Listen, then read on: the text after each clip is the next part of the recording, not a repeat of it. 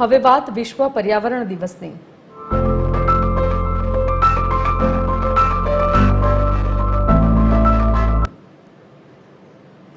ગાંધીનગર ખાતે મુખ્યમંત્રી ભૂપેન્દ્ર પટેલના અધ્યક્ષસ્થાને વિશ્વ પર્યાવરણ દિવસની ઉજવણી કરવામાં આવી।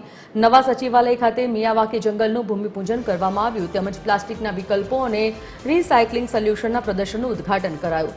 આ પ્રસંગે વનમંત્રી મુળુ બેરા, વન રાજ્યમંત્રી મુકેશ પટેલ સહિતના લોકો ઉપસ્થિત રહ્યા હતા। સીએમએ સંબોધન કરતા કહ્યું કે પ્લાસ્ટિકથી આવનાર ભવિષ્યને ખતરો છે, ત્યારે કુદરતી વ્યવસ્થાથી આપણે વિમુખા થયા છીએ। પર્યાવરણનું રક્ષણ કરવું એ આપણા સૌની જવાબદારી છે।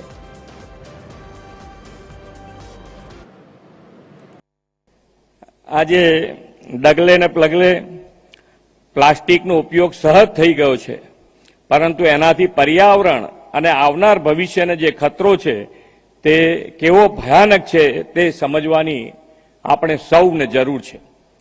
આપણે આ ધરતી, પાણી, કુદરતી સંસાધનો પૂર્વજો તરફથી વારસામાં મળ્યા છે। આપણે તેનું જતન, સંવર્ધન, માનવજાત અને યોગ્ય ઉપયોગ કરીને આવનારી પેઢી માટે સુરક્ષિત રાખવાના છે।